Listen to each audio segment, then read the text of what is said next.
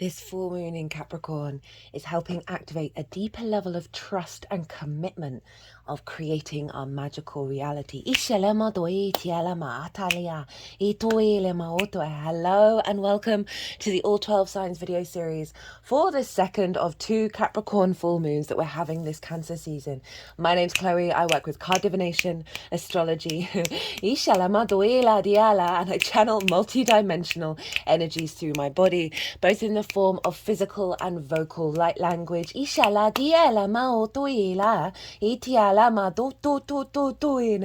And all of this brings in healing, attunement, and activation codes to the messages that come through in these readings. For those of you who know your time of birth and know your natal chart, I really recommend you check out the sign that falls in the first house first. This is called your rising sign, or where your ascendant is.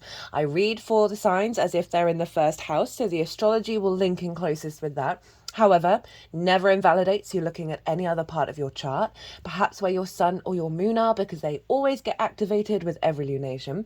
Just look to whatever sign it is that you're checking into, look to see what house it's in and the themes of that house.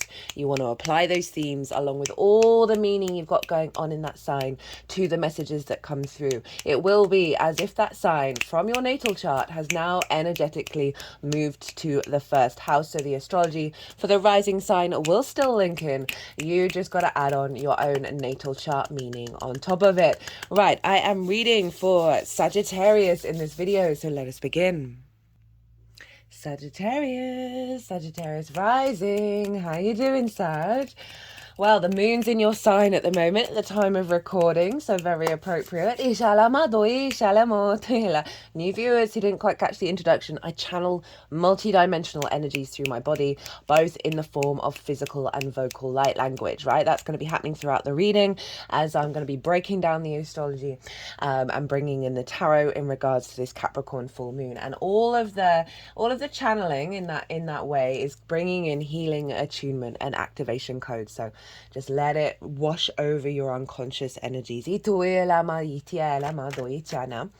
Now, I read for the rising signs. So for those of you who don't have Sagittarius in the first house, look to the house that it does fall in and look to the themes of that house. You want to apply those themes, as well as all the meaning you've got going on in the sign of Sagittarius, to the messages that come through, because it will be as if that Sagittarius energy has now energetically moved to the first house. So the astrology will still link in. You just got to apply the meaning of your natal chart on top of it. As always, take what resonates and leave what doesn't. So I am going to be breaking down the astrology, the key points of this moon, as well as how this relates to this Sagittarius rising. As I do so, I'm going to be shuffling this deck. The tarot cards are going to go everywhere. And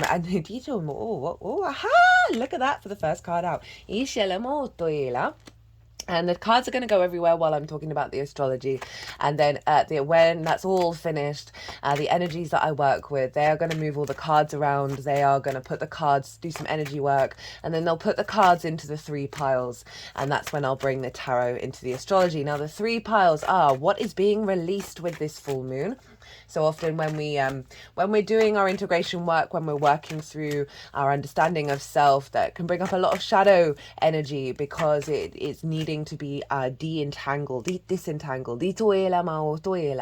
that's usually that release, right? So what's being released in this particular part of the cycle, because full moons do represent a culmination of an energy, right?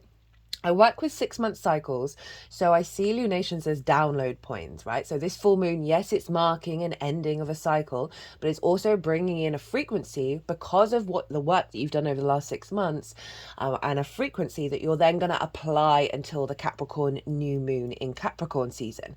So pile 2 is, what is the download?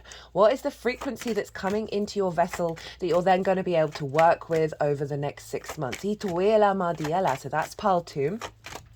And pile 3 is how to amplify pile 2, how to work with it. There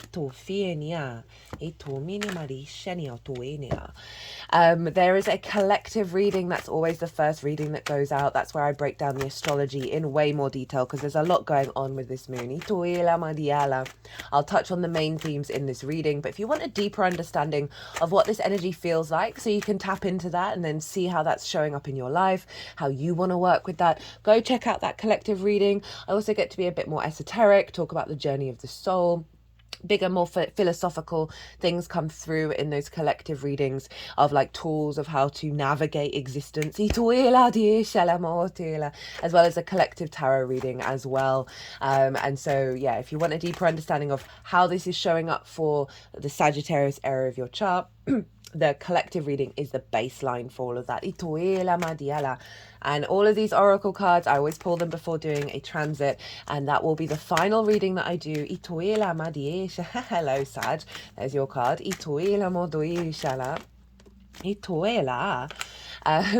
Cards are coming out in interesting ways today. The oracle reading is always the last reading that I do. It sort of summarizes everything that's come through in the collective and the all 12 signs, and also the messages that come through from the oracle reading. So that will be the final reading to give just sort of a deeper understanding. So these cards are kind of slipping out as I'm shuffling, right? Rather than jumping. There's an ease, but also kind of like a behind the scenes, unexpected, because of one action that you thought would happen, something else has happened. Does that make sense, right? So I'm shuffling, expecting jumpers, but I'm not getting jumpers. I'm getting things just falling in a different way. So there's something about something manifesting that's come from an action that you've taken that isn't necessarily the thing that you thought you wanted, but it's coming out in a different avenue. We'll see if that wants to come up in the astrology elsewhere. Today is Jupiter's day. You are ruled by Jupiter, Sagittarius. So,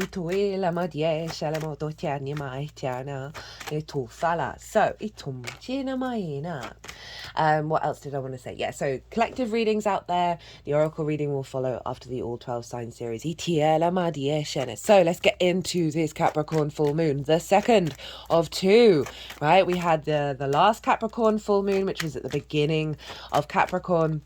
And now we have one at 29 degrees, the final degree of Capricorn. So we're doubling down on the integration of the Capricorn area of our chart. And this is particularly significant. Regulars, you know, I've been talking about this a lot. There's two prongs here, right? So one, the last Capricorn full moon that we had was the final inconjunct download, right? So we, since Aries season last year, the new to full moons have been inconjunct one another rather than a straight up opposition.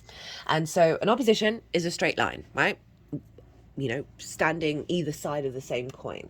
Now, an inconjunct is a straight line with a kink in it, right? So we've had a disruptive but maverick energy downloads for over a year and a half, not a year and a half, a year and 3 months.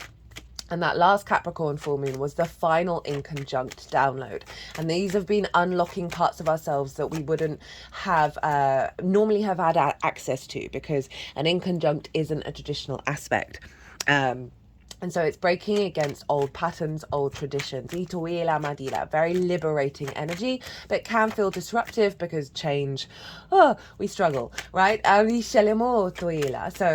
the new moon in Cancer is activating a cycle, and this full moon is part of that, of moving back into the opposition, right? So now we've had the new moon in Cancer, and now this full moon is opposite it. So we're now going to the streamline, the level of integrity and commitment and integration is happening. We're activating a cycle of integrating in a streamlined way all of those inconjunct downloads that we've had.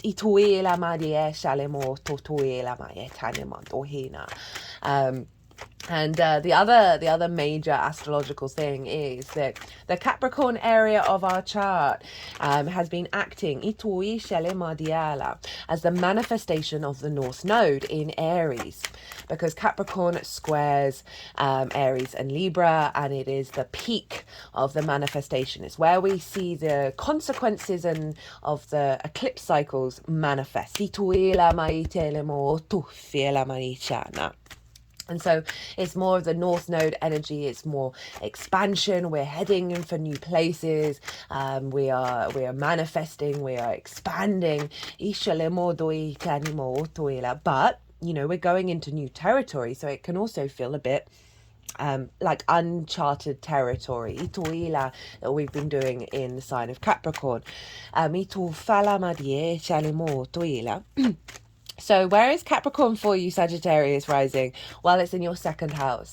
Your second house is your resources, your skills and your tools of how you manifest in the world and bring in regular income. It's the things that you value, and most importantly, how you value yourself. Because if you don't value yourself and know that you are love, you are source, you are abundant, and you are of value, then we cannot necessarily engage with our skills and tools in the deepest way that we can, and we can prioritize valuing things that recreate that lack of value, right? So we need to get right with ourselves, and everything else falls in line. So we have this big full moon in the sign of Capricorn here. You've had two, so you're doubling down, you're double upgrading in terms of so full moons, they, as I said, they represent a level of completion and as well as an illumination. High energy, right? Right? The sun and the moon are opposite one another. This can either highlight where things are out of balance or where they are in harmony. Often both. Let's be real.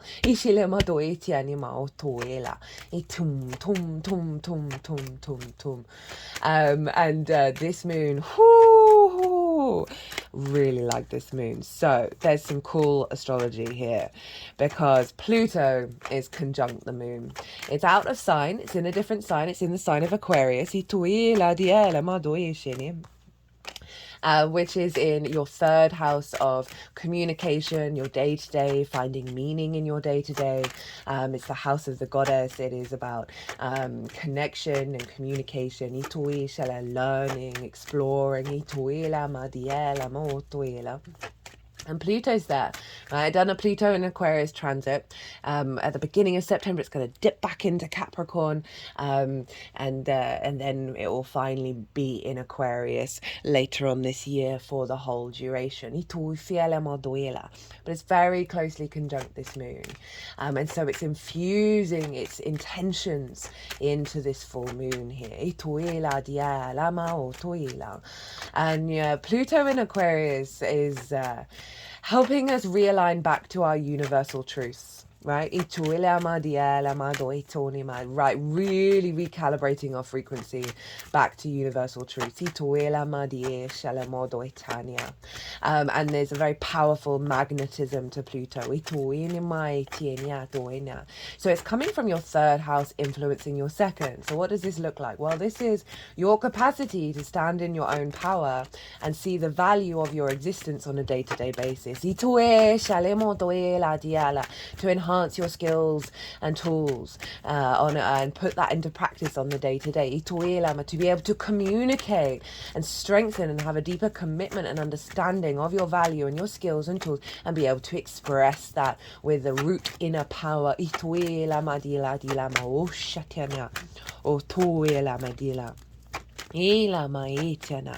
we have a very strong Plutonian influence here on this moon. And what else is going on? Well, Neptune and Uranus are forming what's called a cradle with the sun and the moon and Pluto. So we have the opposition between the sun and the moon, and then we have Neptune and then Uranus. Okay, and so we have sextile, sextile, sextile, and that forms like a basket, and it's a cradle. And then we have trines that come either side from the sun and the moon to those planets that form the structure of the cradle of us being birthed out into the world. So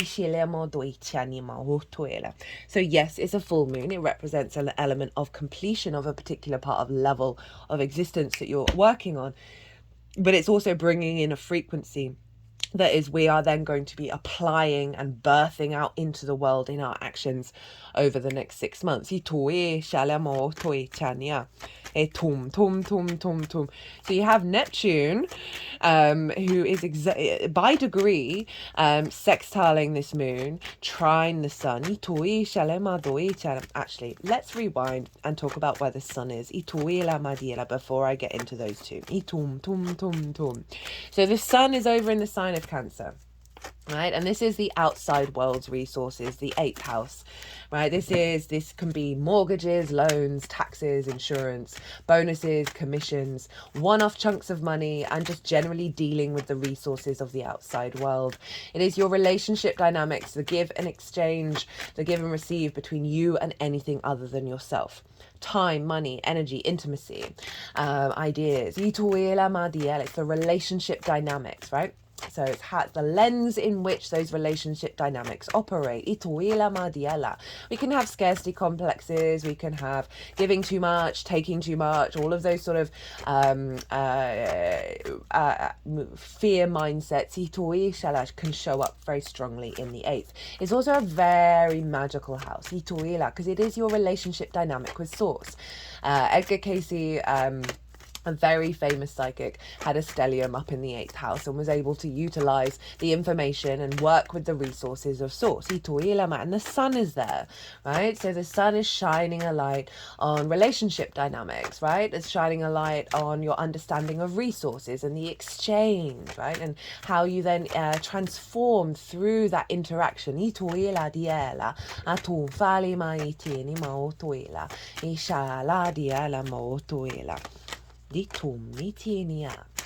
And so with the sun over in the 8th, right? So we're forming this cradle here of, so often our value systems get distorted by our relationship dynamics. The confidence that we have in ourselves gets impacted and deflected when we may not get resonance and reciprocity in what it is that we think we're giving out into the world. That's a lot. They're all going back. We're not doing that. That, with that 8th house, it's kind of like, say you're an entrepreneur and you want to start your own business, but you're like, well, I need that loan before I can do anything, right? So it's externalizing your need, and that you are immobilized until you receive something externally. Right, that's giving away your power. That's giving away your agency and your capacity to create, and externalizing that, right? And that is not the name of the game. And so when we have this opposition with the sun and the moon in the 8th and the 2nd, it can highlight where there may be imbalances in relationship dynamics, in your expectations, in your motivations to take action, in your understanding of your own value that's been distorted by the external world, right? And we really want this imbalance. We want you to be able to create and understand your own value without the expectations of how that's going to be received or how that's going to be and you're going to get everything that you want, right? It's just simply, I'm creating, I am valuing myself, I enjoy my skills and tools, I'm intuitively connected to my own value system, and I appreciate myself, I respect myself, and I create from that place, rather than, unless it's validated by the external world, then it doesn't mean anything. That's not what we're doing here. The sun over in the 8th, the flip side of that is the outside world seeing the value, right? Often we're aware of the sun is in a full moon, highlights the growth that you've done, right? So this could either bring up a situation where you're not appreciated and then you're not bothered, you're not affected by that lack of appreciation, which strengthens your inner frequency, as well as being visible by the outside world and appreciated, and perhaps getting a bit of a bonus in work, right? Or just generally getting some more resources because people appreciate the skills that you bring to the table, and they can see the potential in what it is that you're doing, and they want to amplify and provide some abundance there. And just general recognition. This could be from source. It could be some clarity and vision from source, and saying, hey, I've got your back, I love you, appreciate you, and here, we're going to give you some downloads.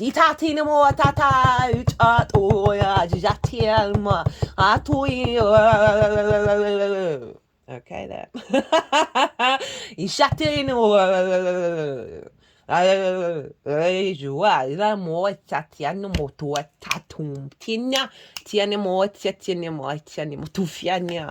Okay, they're focusing on that diamond there, like the capacity, like with a faceted diamond, you can see it creates more space, it creates more possibilities, more outcomes, more options. They've put that where that finger touched the faceted diamond, they've put it over the third eye. So there's something here about because Cancer is your personal connection to your emotional body, right? It's the intuition. So there's something, a deep-rooted intuitive. So they just swapped fingers, and the finger that was at the third eye, having touched that diamond, is now at the solar plexus, right? Which is like the going out in the world, the actions, the resources, the motivation energy.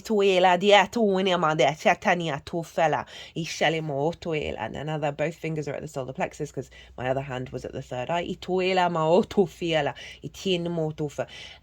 The ability to give and receive in flow, in alignment, that there are more possibilities and opportunities out there than expected. And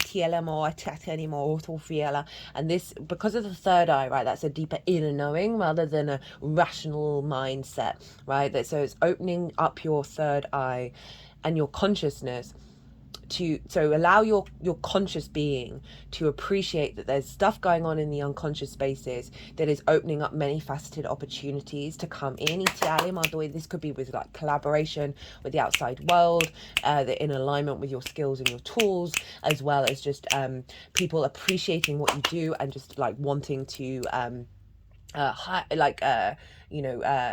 bring in, you getting more bonuses and commissions that then start acting as like a regular income. And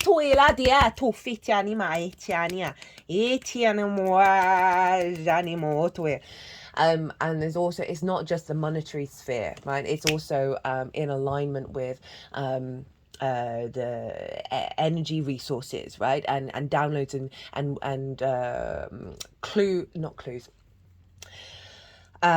Source is going to be providing upgrades to your skills and tools that you are then going to be refining over the next 6 months.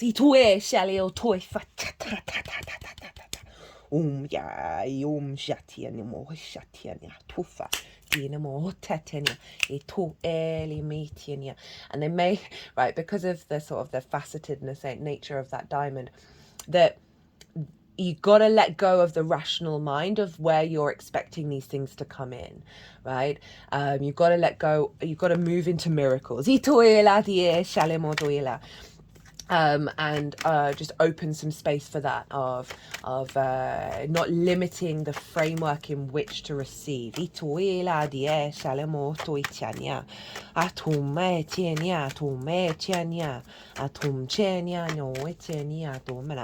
Right, so okay, so that's the sun and the moon.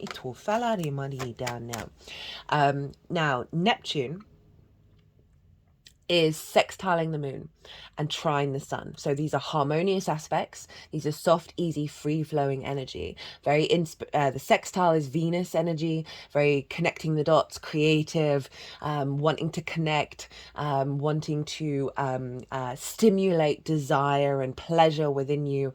And the trine is Jupiterian energy, very wisdom-orientated, expansion, a sense of abundance, and ease. And Neptune for you, is in your 4th house, of your roots and your foundations, your ancestors, your both blood and soul lineage, your parental figures, the roof over your head. Neptune's retrograde at the moment, so this is an inner reality that we're bringing in, this magical reality, this synchronistic, non-linear frequency of Pisces, to trust in the miracles, right? To trust in the non-rational. And this is being infused into your root system. So I can see a stronger connection with source embodied in your root system. I can see getting a lot of inspiration when you're at home in regards to how to work with your skills and your tools. Because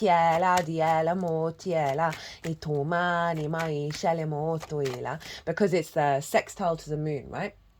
So this is about getting creative, having the intuition and the inspiration and the emotional drive to play around and deepen and bring more of the resonance and meaning into your skills and your tools and your sense of value. And I can also see this because Neptune's retrograde, it can be releasing the veil can be lifted, right? So there's a sense of pulling back illusion. And I feel with the ancestors, that's helping release some false narratives that may have been stuck in your root system. My root is wiggling right now. Very, very, very vibrantly. That may have restricted your capacity to really expand and trust in your skills and tools, trust in your own value. I can feel like Neptune retrograde really assisting in releasing a lot of wounds with the ancestors around that, as well as grabbing some deep resources from those ancestors that are part of your lineage in feeding the nourishment into your root system. That's activating this full moon of like, the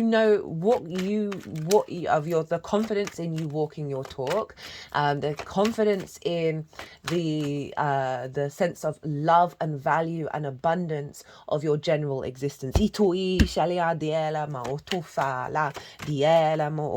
Now Uranus is over in the sign of Taurus, and is sextiling the sun and trine the moon. Uranus is just come out of a powerful conjunction with Mars, and they're still very closely conjunct one another. I did a pick a card reading on that. All the pick a card readings are all in their own playlist. I thoroughly recommend that one. That we're not going to, unless you're a newborn, you're not going to experience that in your lifetime again in the sign of Taurus, right? So this is and we just had Jupiter move through there, your ruler, and this is in your 6th house of work, right? It's the adult in the room. It's work, how you work, understanding that it's the lens in how you work. It is your physical health, your routines, co-workers and pets. And as I said, it's the adult in the room. And so we've got this, you've just had a boost here, right, of your motivation and drive that's in regards to the liberation of your soul's frequency, right? The confidence to take action and walk your own path in the way that you work, walk your own path in the way that you understand your physical body and the routines that you have. Uranus is the oddball of the solar system. It is very confident and comfortable being its unique self, and it wants you to be so, and it will help liberate parts of your life that may be stuck and stagnant, that you may not have the energy to work with, in order to create space for your soul to then co-create with you.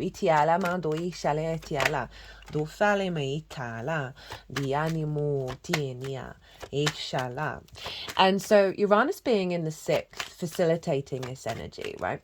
So it's sextiling the sun. So that creative energy, that connection energy, that harmonizing, that sense of appreciation, value, is connecting to the 8th house of the outside world's resources, right? Of the relationship dynamics, to the way that you work. So there's something here around boosting a deeper resonance and visibility and appreciation around the way that you uniquely work.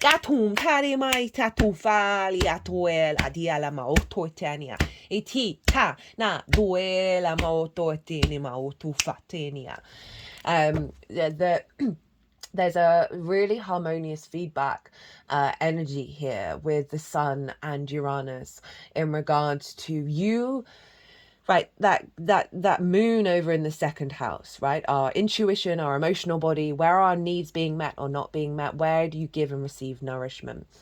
The Sun is being fed a really powerful information from Uranus of we're going to draw resources towards you that's in alignment with your soul's frequency in the way that you work on a very personal level.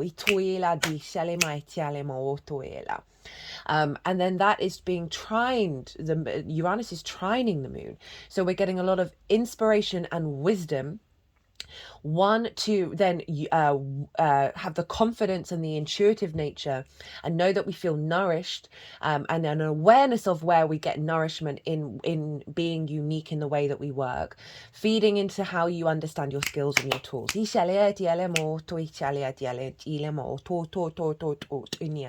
There's also some opportunities as well here, right, around you being seen for and valued, right? The Sun over in the 8th house by the outside world for your unique being, and that's providing opportunities that is going to be nourishing your needs, right?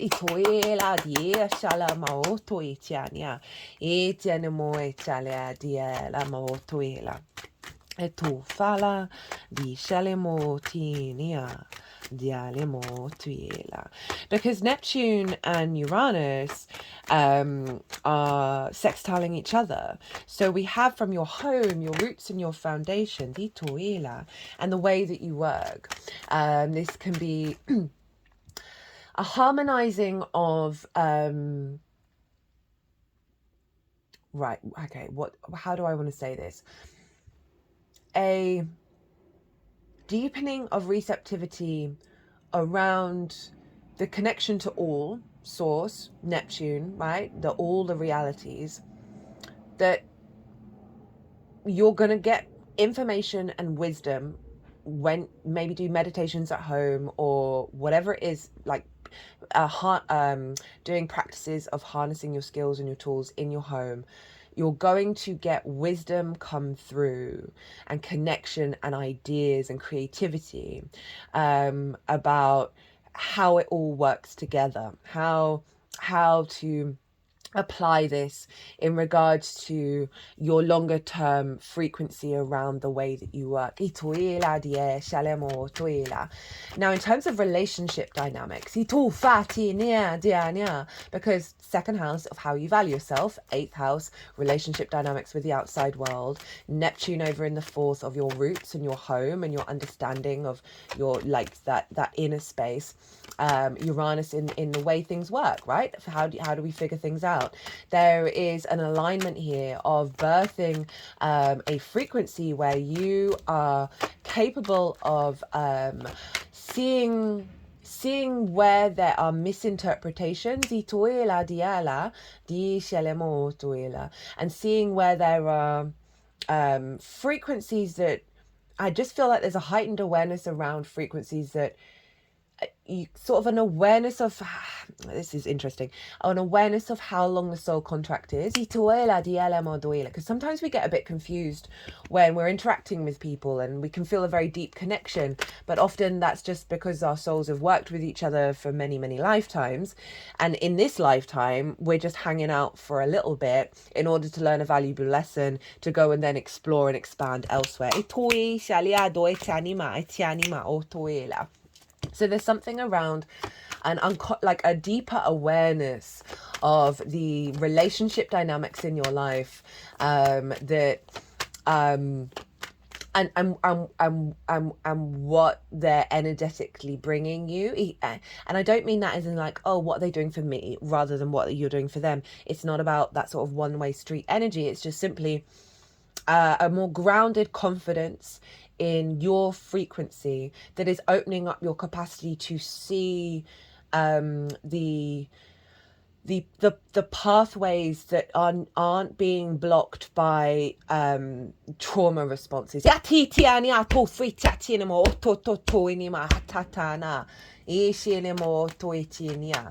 Ooh, cool.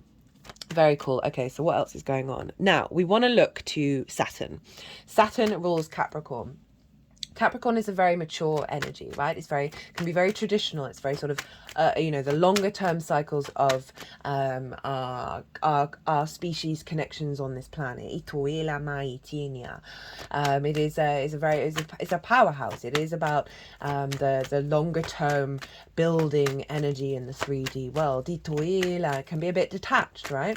Saturn can be a bit cool, calm, and collected, and therefore that Capricorn area can just take a little while to mature. It's not often until sort of the mid-30s where you start to see things really kick up speed and it becomes a little easier, but that is a common theme. But for those of you who are younger who are watching it, being in an awareness of the fact that Saturn is a longer term cycle planet, and therefore Capricorn and Aquarius areas of our chart take a little while to mature. When you're in awareness of that, yeah, you can then start getting the wisdom quicker, right? And it speed up the process. Right, so where's Saturn? Well, Saturn's in Pisces. So Saturn's influencing this moon. And Saturn's in Pisces, in your roots and your foundations, right? I've done a lot of Saturn and Pisces transits, so I'm not going to go over all of those, the themes of Saturn in the fourth, but it can bring a lot of responsibility. It can bring a lot of duty to your home, to your parental figures, to your private life. But this moon, in terms of the energy of this moon, in terms of what's going on with Saturn has the capacity to help us see in the concrete reality, the magical universe. It's retrograde at the moment. I've done a pick a card reading for that. Go check it out if you want a deeper understanding, particularly because it's squaring your Sagittarius energy. I would recommend that. Because that can be a little bit of a struggle. I have Saturn natally in my fourth. You get a lot of stuff done at home, right? You're able to get committed there. But overall, in terms of the influence, right? So Saturn wants you to be in your power. Saturn wants you to honor cause and effect, be in awareness of it, be integral with your actions and your responsibility, and commit to your legacy, right? That's all it really wants. So the more that you walk your talk, the more that you are integral at your roots and your foundations, the more Saturn will support your journey. So Saturn in the fourth influencing the second. There's a real sense of commitment here into your foundational space to trust and believe in your own value, trust and believe in your capacity to manifest.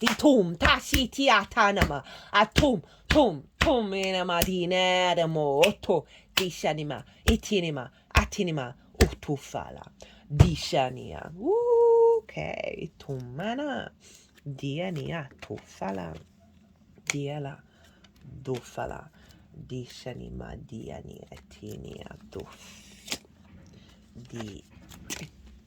diala, doele. They just want all the cards, don't they? So Saturn, so that Saturn is in Pisces, which is ruled by Jupiter. So we want to look to where Jupiter is. And Jupiter is in Gemini, Sag. I've done a Jupiter in Gemini transit series. I cannot recommend all of those Gemini transits enough, right? I know we're not in Gemini season anymore, but that energy felt so potent and part of the new frequency that we're bringing in.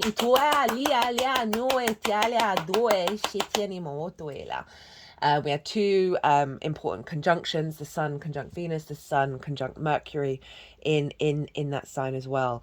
And so your seventh house, right, opposite your sign, is the house of the other. This can be, it's the one-on-one intimate relationships. So we've got business partners, one-to-one clients, your therapist, intimate friends, long-term committed romantic relationships, as well as your relationship with source. So this is I find the seventh house, this is what you're drawn to in the other, as well as it can represent what's going on with the other in your life, as well as how you show up and what frequency you show up when with the other, as well as your understanding of yourself in regards to how it's reflected in the other. So there's always so much going on in that sign, in that house. You've got Jupiter there. So you've got a real sense of expansion, and abundance and wisdom that you're collecting, and gathering around your connection to the other.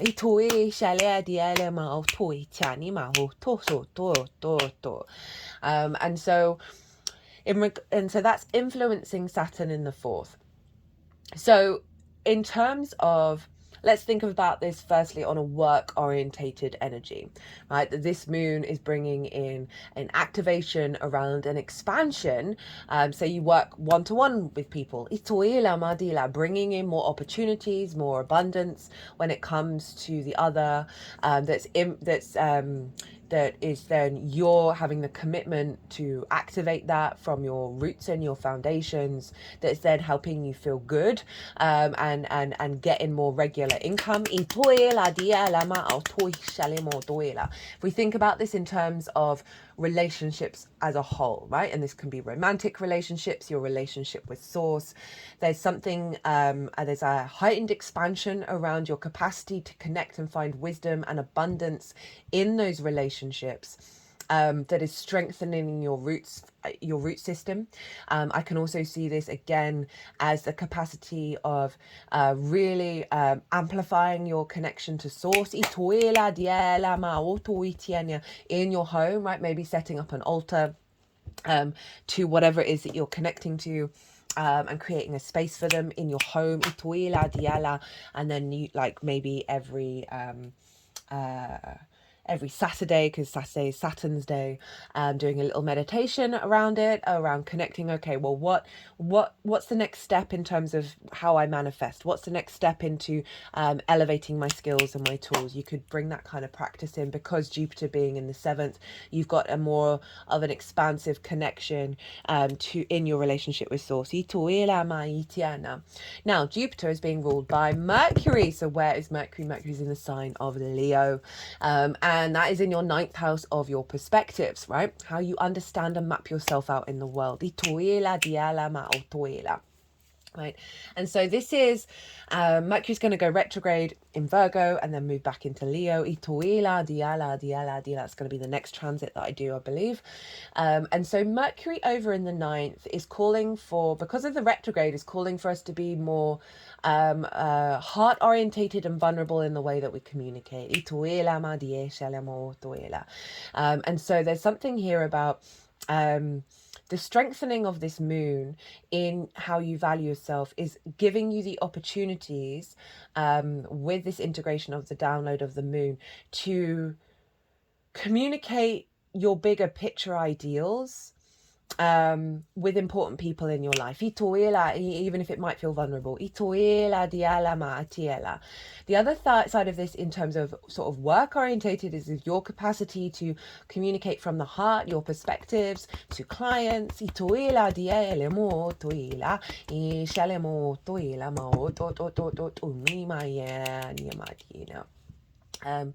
This is let me just pause for a second and see what wants to come through. Yeah, so that Mercury in the ninth of getting like downloads in terms of a deeper understanding of your connection to the bigger picture, is helping facilitate your expansion and your wisdom and ease around with the other, right? So for those of you in romantic relationships, that's strengthening your commitment to your foundational space. that overall is really ingraining a deeper sense of value within yourself, because there's more confidence in your capacity to express your individual perspectives. And yeah, just in terms, so what did I did the work bit. Could definitely see that as like a strengthening of your capacity to highlight your unique understanding of the world, however that shows up in work, that is then seeing more resonance with the other in regards to, which then may bring in some more money. That means your home life is better. Now the sun rules Leo. So where's the sun? Well, the sun's in Cancer. So we've got this feedback loop now that's going back into the other houses that I just talked about. So it's going back into the relationship dynamics or the resources from the outside world. I can see this generally as a release around scarcity complexes. And it's just a more grounded understanding of your place on this planet that is allowing you to tap into a rooted flow of magic flowing from your fourth house, your home, like your root system, that is producing more love and your capacity to communicate from a place of love.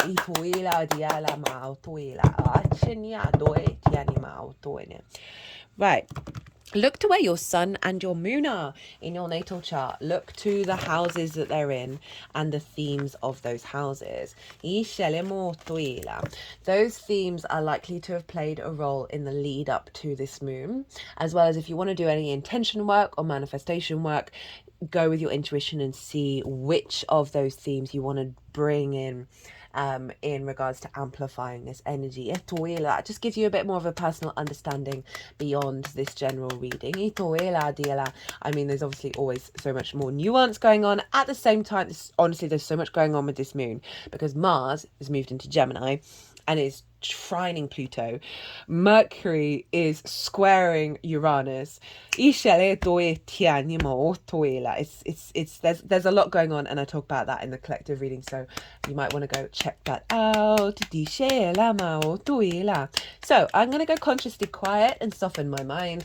The energies that I work with, they are going to move all these cards around. They're going to do some energy work, and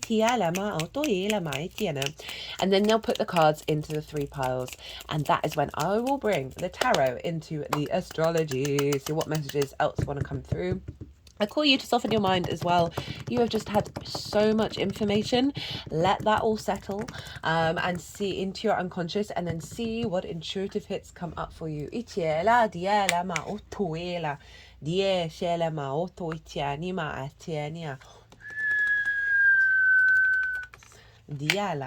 Itiania. Atiania. Jania.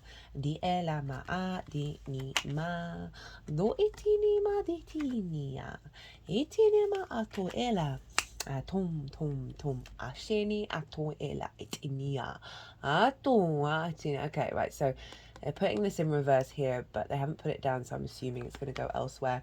Of blockages around union that comes with respect, honor, and dignity, right? So emotional resonance with the external world in regards to your own value system.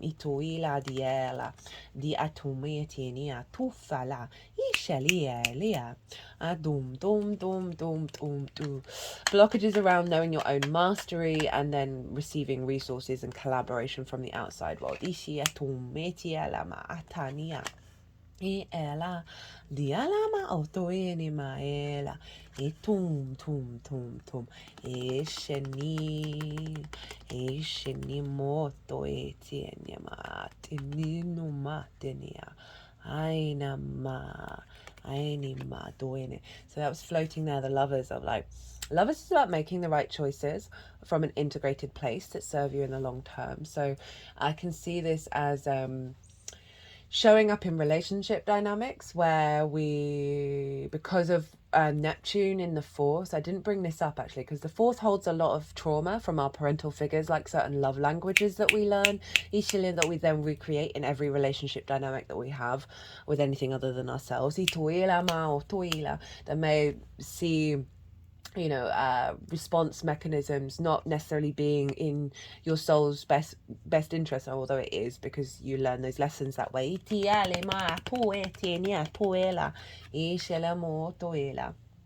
this is also Gemini, which is about the relationship with the other.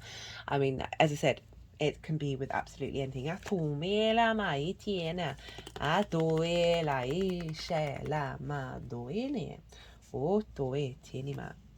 Etom tinia, atom tinima, etinia, ashelama tinia, etoela dini atinia. Yeah. Diala. Tinia. Blockages around being able to celebrate the hard work that you've been putting in. Itoela, dielia. Got Taurus showing up, the Hierophant, but also highlighting sort of blockages in receptivity. Itoela, ela, ialama, itinia, doi, hello, Sag, itumani madiela, ashiania, itoela, itinia, ma, utofitiania. Doila ma doeta niato ishetinia itela otomenia doetufenia etini do doeliama etuala oshenia etum Denia Doenia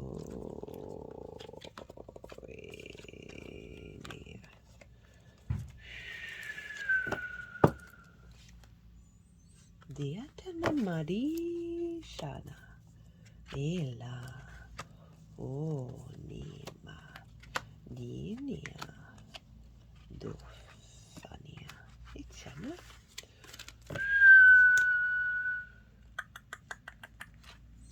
Di elama denia di shunima.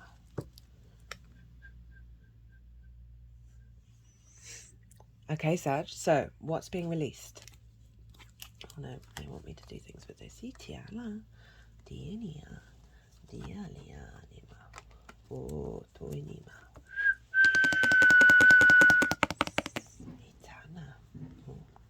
That's a nice little story that over there. Okay, so what's being released? What have you been working on over the last 6 months? And remember, we are that Capricorn area of your chart is sort of activating a bigger new cycle of moving into a new landscape. And so pretty powerful stuff, and so often that brings up a lot of old stuff that needs to be let go of. So we've got the Queen of Cups in reverse, we've got the Sun in reverse, the Three of Swords, the Five of Wands, the Tower, the Death card, your card, Temperance, hello, Page of Swords, Knight of Pentacles, and Two of Wands. So this feels like the process in which you have worked with this energy. So the Queen of Cups in reverse. The Queen of Cups, for me, the key word is serenity. She is so at peace with her surroundings. She can see far and wide. She can see into the future. And she's not in fear of it. She's not worried. She's not anxious. She's not trying to plan anything. She's so serene with her environment. Her foot is in fact turning into the ocean, right? So there's a real sense of deep nourishment, deep love of your emotional body that is away from fear. And your capacity to soothe yourself, to value yourself, to tend in an emotional way, in an intuitive way, to your skills and your tools. And your capacity to manifest, because there's clearly a blockage around fear, right? And not being in a serene space that has us, very understandably, right? Regular income, roof over your head, got to pay all the bills, all of that stuff. That it's not surprising that with this big transition that energy is coming up, because that Capricorn energy really wants you to have trust in the miracles of the universe. Right now, this is what this moon's all about. So this kind of blockage around being able to sit in your emotional power, right? And really having Cancer in the 8th can often see like your emotions sort of belong to the outside world, right? That's not going to be for everybody, but there's this element of that emotional body is so connected to the outside world that it can distort your sense of reality, your soul's frequency. All depend on where your moon is as well. That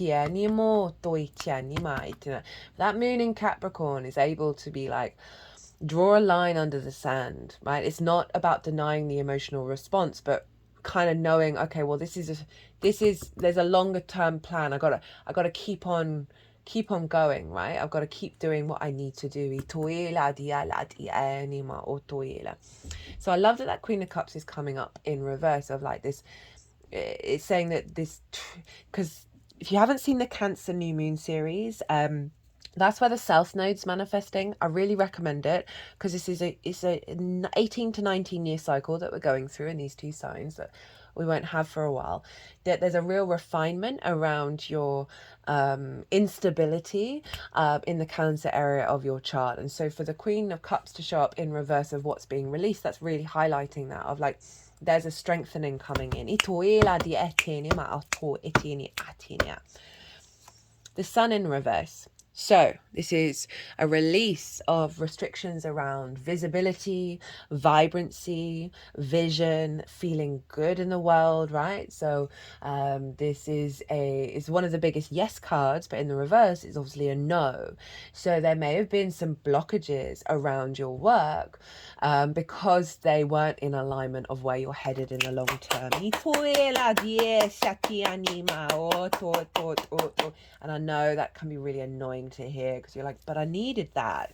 So there's this element of trust that's coming in with this cycle, with this particular Cancer New Moon, Capricorn Full Moon. There's a real big energy around trust. And for the Sun to show up in reverse of this is what the blockage around your vision, right? You being able to see your value clearly, you being able to see your skills and tools and the way that you manifest is whatever blockage there is. This is falling away. We got the Three of Swords. So this is about heart discordant energy, ideas, words, spells, perceptions, constructs, limitations that have caused our heart to not be in its full vibrancy, right? So it doesn't just have to be romantic. It can be absolutely anything that's essentially limiting your electromagnetic field. They're sort of hitting around the heart area right now. So this can be, grief over. So what I'm thinking of is, so somebody may have told you when you were like 4 that, oh, you can't do that, right? And that has been that sword that stopped that heart frequency from connecting, feeling, believing, loving that part of yourself, that it has stunted its ability to flourish. And this can be like really big examples or tiny little examples of a release of the energy. They're sort of doing this near the heart, so they're pulling out the swords. There's quite a few.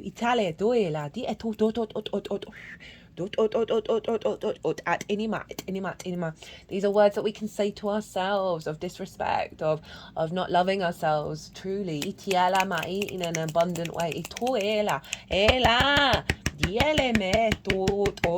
This can be other people who've like, in a romantic relationship who are withholding, who are distant, who don't show any reciprocity in who you are in your heart, right? Don't value that heart and limit that heart.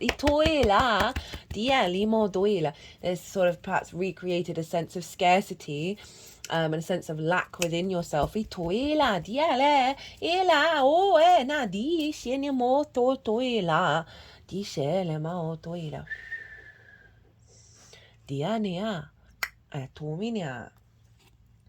Five of Wands.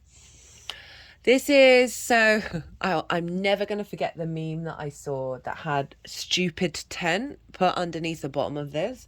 For those of you who've tried to put up old school tents, I think modern ones now are quite easier to do it. It's the battle of the wands, right? That you try and put the tent up.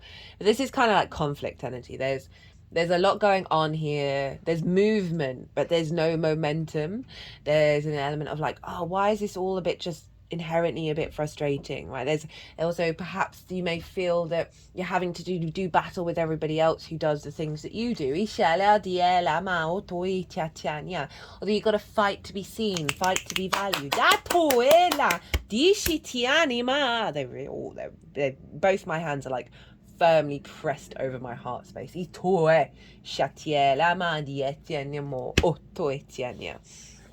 so there's what else do I want to say about this in regards to this moon of, you know, in terms of like the outside world's resources and relationship dynamics. There's just sense of why is it's not quite the Five of Swords, but there's kind of like, why is there always just this element of conflict rather than collaboration? Remember Neptune in the fourth, right? Releasing some wounds from both the ancestors and delusions and illusions from parental figures that have limited your capacity to be like, like really empowered by your wand and not getting distracted by the entanglement of what other people are doing. Because then we've got the Tower and the Death card. So the Tower card is suggesting that there have been some structures in your life, both literal and figurative, that have been pulled down over the last 6 months, right? So remember, this is all being released. Layers of this are being released. And it's all at the top, right? The foundations are still strong. So the Tower just sorts us out when we may not have the capacity to do so.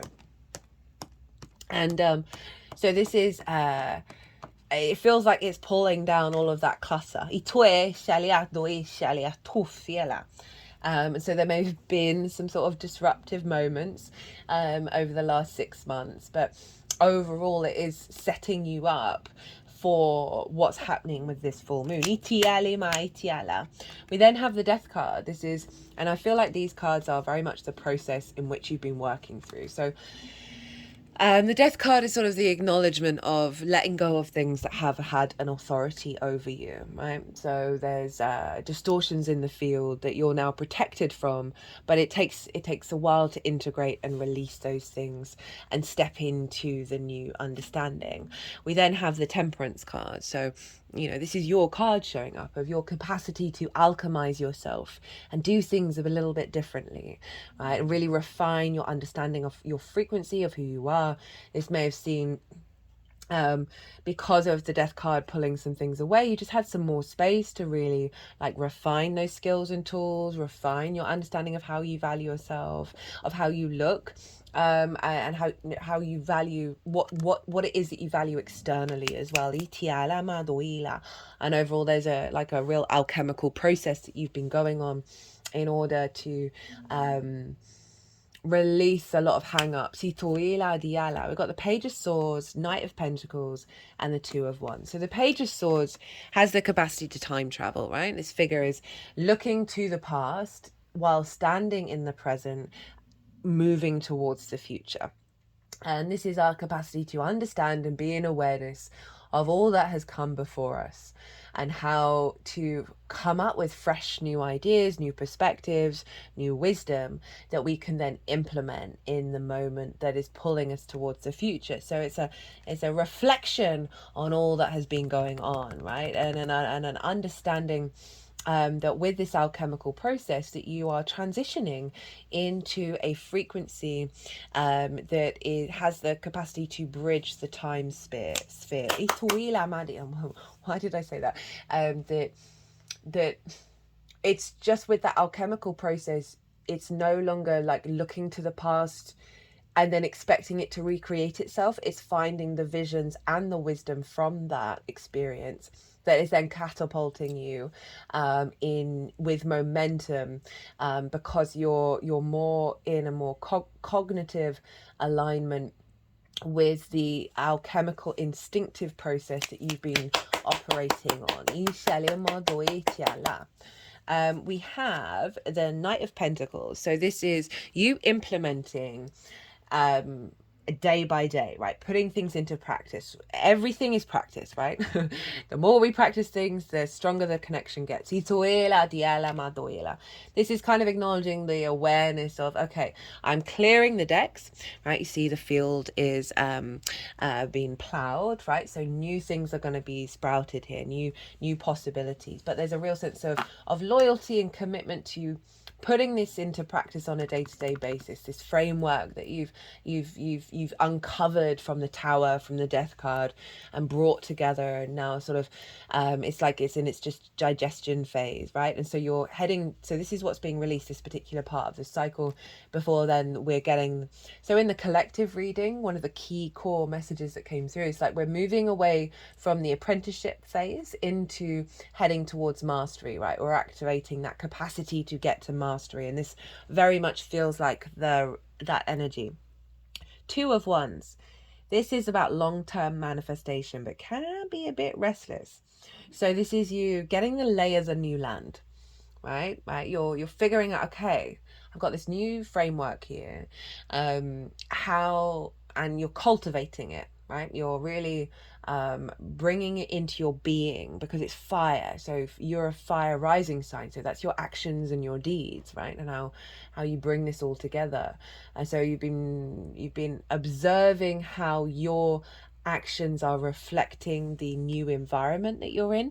It's also a bit of a restless card because you want to start the new journey, right? You actually have the Three of Wands show up as well, so that's being activated. But it is also acknowledging, okay, like the way that this is going to serve me in the long term is if I just really sort of be in a state of observation about what my instincts are doing. So what's the download? What is the download? Four of Wands, Seven of Swords, High Priestess, the Empress, the Emperor, the Lovers, the Ten of Cups, and the Six of Wands. So I love that the Four of Wands has shown up at the beginning. This is an acknowledgement of your capacity to celebrate the journey that you've been on and the work that you've done, right? That this is at the beginning of this download, that this is for me the harvest. So the celebration that comes with bringing the harvest in, but it also implies, well, you've got to have put in the work to get to the capacity of being able to harvest. And this coming up is saying that harvest is coming in, right? You are going to be able to celebrate what it is that you've been working hard with.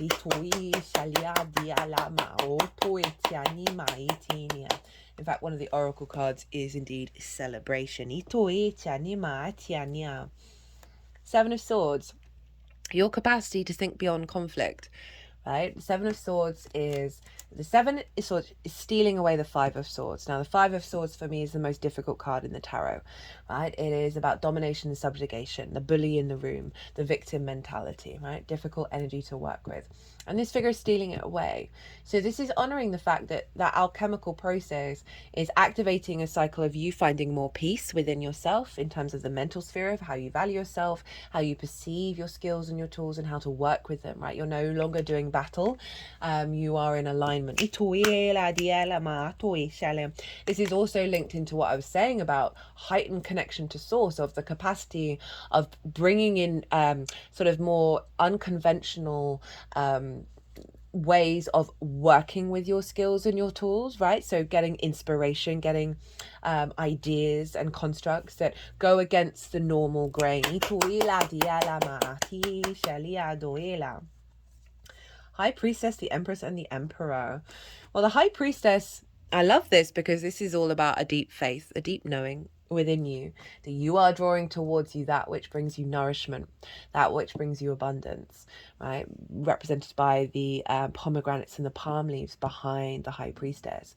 She is there's just this, it's like your higher self manifests, that I love this when this shows up. This is the Moon's card as well. So it does represent our capacity to be intuitively guided, to nourish ourselves and facilitate our needs. But it's also doubling down on heightened intuition when it comes to your skills and your tools and how to manifest. But it's also releasing a level of fear, right? You're not having to plan and control at the nth degree of oh, where is it all coming from? How do I do this? How do I do that? The high priestess coming up is saying, hey, just acknowledge that you have the capacity by surrendering your energy, moving out of that fear mindset, and then seeing what your instinctive response is when it comes from that surrender.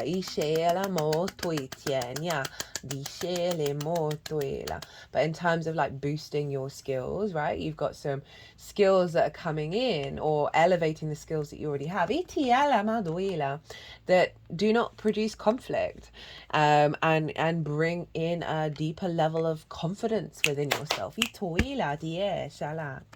Speaking of confidence, hello, the Emperor and the Empress. So you got the divine counterparts showing up, right? This is feeling good in the 3D world, being able to create very fertile energy of the Empress and being able to act on your unique individual spirit, your own divinity, your own sovereignty, and find the real wisdom in you walking your own path. That's Uranus over in the 6th. And not worrying if you're breaking against tradition, right? And knowing that it is part of how you are able to magnetize the resources around you in order to manifest. And this is really saying, like, be confident within yourself. Be confident and sovereign in your nature, and know that what you're operating from is, it's the Emperor and the Empress. It's not just one kingdom, it is an entire empire. So there's something around the sort of the collective energy of how you operate that is serving that frequency of how we all move forward. But like, this is such a powerhouse in terms of like you knowing your own value, right? And being confident in the actions that you take and confident in the way, in your skills and your tools. And it's also really amplifying your capacity to master that energy. Now, if we're reflecting on relationship dynamics, where the sun is in terms of how it affects your value, right, and what kind of relationship dynamics you're drawing towards you, with the high priestess and then the Emperor and the Empress, it can very much highlight that you're bringing in frequencies. This can be clients, this can be friends, the outside world, a romantic relationship that sees the value in you. There's a level of respect and equality there, rather than messing around, right? There's a level of commitment.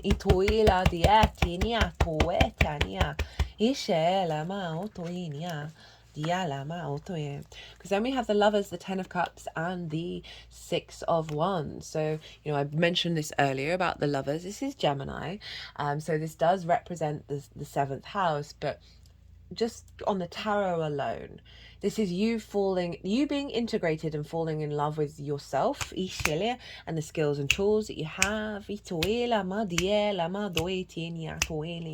a real abundant energy coming off this, because we've got the masculine, feminine, and spirit all in alignment, right? And so I was saying earlier, this is about choices. When we're integrated, we're able to make choices that serve us in the long term. So that's definitely a theme of like the decisions that you're making in regards to your resources, your skills, your understanding of your own value is serving you at points when you may not have been able to make up your mind. There's a clarity here that is calling for this integration and the sense of love and respect. And again, in terms of like clients, right, one-to-one clients or a business partner, this can be about a boost from that, right? More of that Gemini energy. that is elevating the regular income that you have. And also a sense of being seen and visible and being appreciated for the work that you do.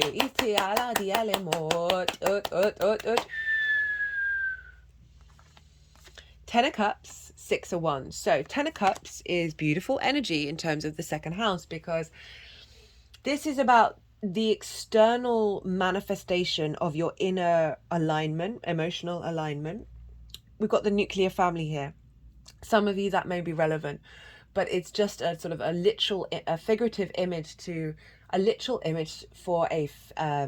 for describing that it's not about what's manifesting internally for you, but you're going to see things in your external life that are reflecting this alignment, right? This emperor and the empress with the lovers, so the union of self, that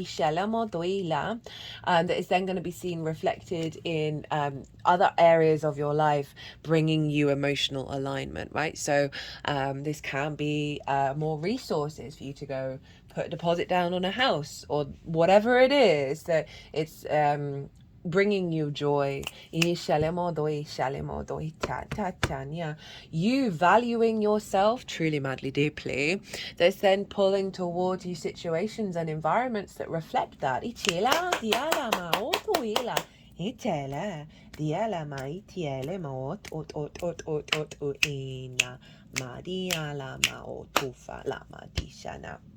Six of Wands. Recognition and victory. This figure has gone and done a difficult thing, and they are about to go, and they did the thing, they did the damn thing, and now they're being celebrated. They're off to go and have a massive banquet. And this is a victory card, and it is about recognition by the external world for what it is that you've done. So on a sort of a monetary level, or sort of a value level, this is, the external world valuing your existence. That may be monetarily, that may be new jobs, new clients, word of mouth. There's lots of people here. They're all talking about you, so there may be something about that. Like that feedback loop of that. In relationships that aren't necessarily linked into work, there's a sense of people, it's fire as well, your embodiment of self. There's a receptivity of people not only appreciating what it is that you do, but like wanting to give back. Like there's that feedback loop, which is making me think and want to come up with this energy. So we've got the Six of Cups, the World, the King of Cups, the Two of Cups, and the Ace of Cups. This is definitely the capacity of you looking at your past and finding the abundance there, rather than finding the grief or the emotional scarcity. This can be about somebody coming into your life. This can be that are offering you things. So that could be bonuses that give you a sense of emotional fulfillment and a sense of safety and security. It's the biggest house. That can show up in numerous ways. This could be like a soul family energy, a soul partner, either that's already in your life, it's all going to depend, or a new one coming in. But overall, just a sense of gratitude of existence. Got the World, know thyself and the world will open up to you. This is Saturn, right? This is you knowing your own value and being very confident with that, and that because of this like sort of integration energy, it's going to see more opportunities come up, because you're no longer in a scarcity or a lack mindset, right? You are very confident in what it is that you're bringing to the table. Emotional control, King of Cups, right? Being in this was came up for nearly everybody in the Cancer new moon, and so this is about being in the eye of the storm and being able to activate and work from a place of love, with your emotions, with your intuition, and not being distorted by the external world. So I really love that that's coming in, and feeling very sovereign in your emotional body. That this full moon is balancing that out. It's coming, bringing in more union, more respect, honor, and dignity. right? These are eye to eye. They wanting to connect. And again, this could be like business partners, romantic relationships, your relationship with source, that overall is like really, you're getting it mirrored back to you how you are valued by source. And with that Ace of Cups is like a overflow, a renewal of love, a renewal of your intuition, but coming from a place of peace, right? So there's a real sense of being very emotionally abundant, right? That is, and this deep love. I just feel like this is source pouring into you right now. So really integrating this sense of you got this, you are valued, you are appreciated. This can also be about a healthier relationship, right? Like the King of Cups, Two of Cups, Ace of Cups, of you being more sovereign in your nature and knowing your own value, which is then going to have a knock-on effect with the relationship dynamics in your life. Right, how to amplify this moon. We have the Hanged Man, the Knight of Swords, the Three of Wands, the Three of Pentacles, and the Hierophant. So this is Neptune, right? And this is all about pausing in order to get a new perspective. This is about shifting perspectives to get more enlightenment. So that's going back to what I was talking about with Neptune and Saturn in your fourth house. To help work with this energy, it is calling you to, I'm going to say meditation is just a really easy word to make it obvious about what I'm trying to talk about. Just giving some space for messages to come in, to allow this download to integrate.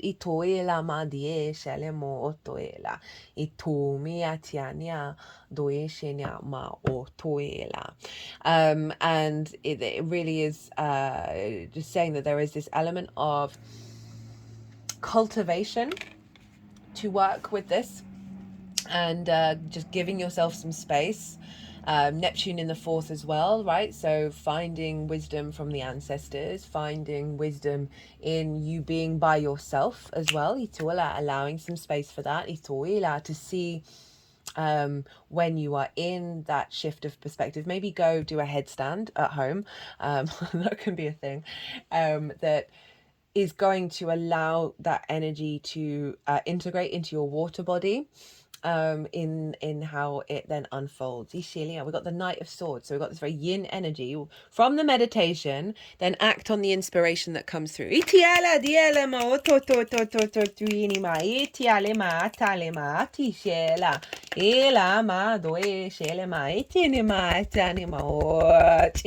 Get playful, get curious about what's going on, without expectations or assumptions or how it's going to manifest. But this is just generally saying meditate and then see from the idea, from whatever vision comes up, go put it into practice, right? And then see what happens. I was saying about getting clues about your skills and your tools, right? And where to take it. And then source is like, yeah, then go put it, then go do the thing. Three of Wands. This card really wants you to know that you've done your best. You really are in a position of power, right? This figure is standing on a cliff. It represents the higher ground. It's a very confident card. It's the sun in Aries. So this could be linked into creative outlets. And how you find pleasure and joy. And really funneling that into that second house energy. But overall, this is like following that the Two of Wands of you've done everything that you needed to do. Now is about being open to the process of the journey, right? This figure isn't worrying, isn't planning, it knows that it's going to do the best that it can in every moment, and has the confidence in that. So it's about having faith and having trust in yourself.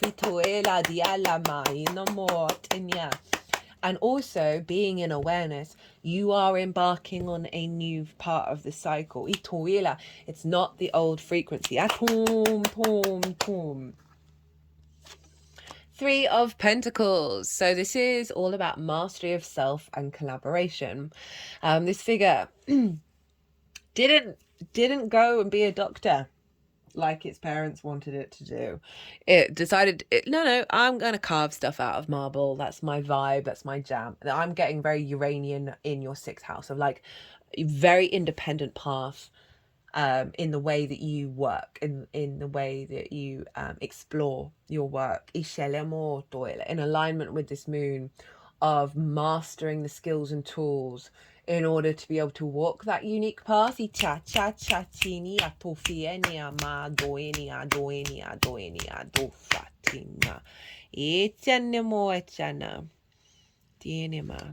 thinking about Virgo, your career house. Because Lilith, Juno is there, representing commitment to your life purpose. So there's a real strengthening of the earth energies around you being confident, being yourself. So this figure didn't listen to everybody, did their own thing. And because of that, they really were able to amplify their capacity to master the skills that they're operating with, and therefore bringing in a level of other people or other energies or other skills that you have that can bring something to the table.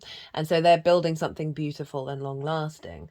So this is calling you to spend time mastering your skills from your own perspective, from the wisdom that you're getting from source, of knowing that you're embarking, putting that into action, being confident in the new journey, and then really putting it into practice, right? And also this is saying, again, similar to the Three of Wands, of like, know that you have that mastery energy within you. It is not ever not there. And you know, it's going back to sort of like the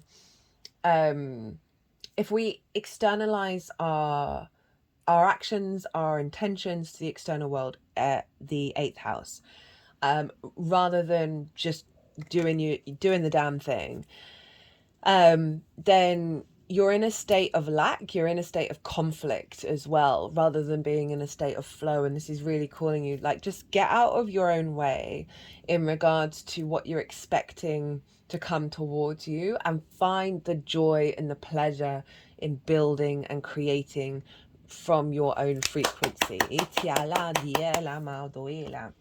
We have the Hierophant, which is Taurus, right? So that's sixth house of work. So again, it's like putting it into practice, making sure that you are working with this energy, which we're not going to have for another 18 to 19 years. You have the real capacity to magnify your skills and your tools right now. And the Hierophant is all about sharing that information, right? This is the Pope, right? So the Pope's gone through a bit of a spiritual journey in order to get to this full embodiment and be the mouth of God, right? And so we can crystallize that down to each of us, right? We are all source expressing itself. And the more that we embody that, right, Taurus, our physical senses, and communicate that from a real genuine place, without expecting people to understand your perspectives, right? But just being very confident in sharing your skills, right? And with the external world. So this can be about collaboration.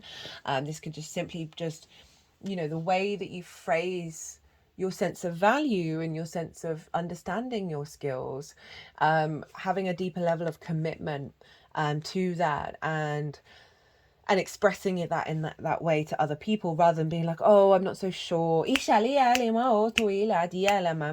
is showing up saying, you've got this. It's within you, right? You are your own guru. You are able to embody a deeper sense of value of self, that is allowing a level of confidence, a level of maturity to come through. But this is all kind of just saying practice.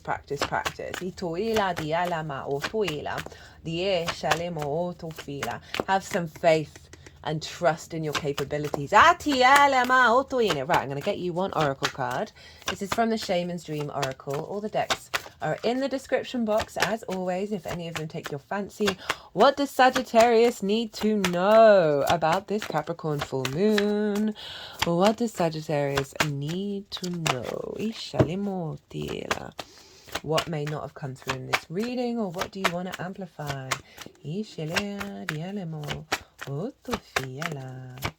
What does the lovely Sagittarius need to know for this Capricorn full moon? Itiala. Diala. Okay, we've got 4 here. I'm not going to read all of them, but I will show you them. And Sag, so when the nodes move into Virgo and Scorpio, this sort of the activation of the North Node energy is going to be in your sign. So your sense of self, your embodiment of self, after with the refining of the skills, you're really going to enhance putting that into practice. We've got the Sky Dancer's Surrender. We've got Deep Quiet Meditation and Stillness. Hilarious. Eye of the Needle, Intentionality.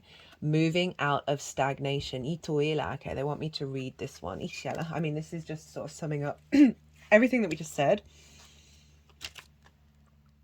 Because you can set an intention without knowing the details, right? You don't have to understand or have a plan or know what you're doing. It's just more creating space for being creative and experimenting and playful. But with the intention of knowing, okay, this is a good time for me to step into that 3 of Pentacles, step into that 3 of Wands, to act on these things with the intention to amplify those skills and tools. So, Dust Devil, moving out of stagnation. Embrace the chaos, trust in the process, moving out of stagnation. The presence of the Dust Devil causes a ruckus. Some people are afraid of his chaotic nature, believing that he comes to intentionally stir things up. The truth is, you can't expect this dream ally to behave, to bring niceness, to be clean.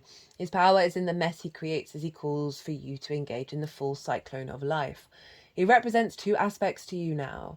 The winds in your outer life appearing to throw you off course, where you assume the world is coming at or happening to you, and the winds that churn inside you with the Dust Devil arising from your dreamscape to help you escape your invisible chains shackling you to a barren desert.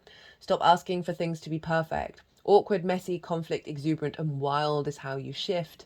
Trust this process. The Dust Devil knows what you need when you need it. Once things settle, you will see the gleaming jewels awaiting your discovery, the wisdom awaiting integration. Okay. Okay, I'm going to read. So they've put that in the release pile. So that is the chaos and the disruption that you may have faced. That is activating. Where are ya? Eye of the Needle, intentionality, clarity, positive outcomes. If you look through the eye of a needle, what do you see? Summon the experience of being so singularly focused on the task ahead that it becomes natural to remove anything that is superfluous. Every distraction, every non-essential, so you succeed. What is, in this case, the definition of success? In order for the threading of the needle to happen, everything not in alignment with your goals needs to go. This is the only way you'll get what you need, shrewd discernment, the willingness to winnow down the needle thread connection to its essence.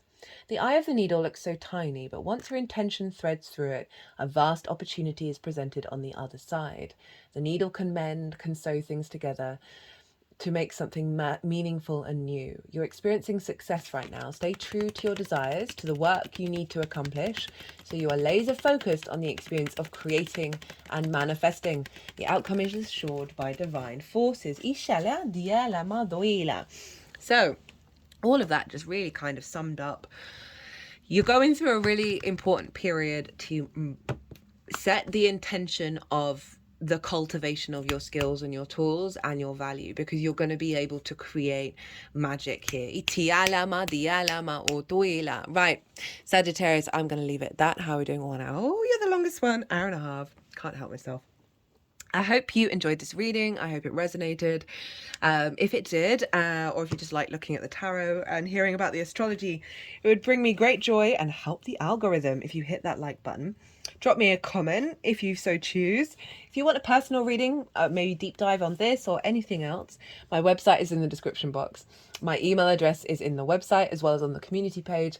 I also have an Instagram, so you can DM me. My Virgo Sun loves to facilitate every client and personalize it. So let's have a chat. Other than that, Sagittarius, be good to yourselves. Be good to those around you. Safe travels and be well until we meet again.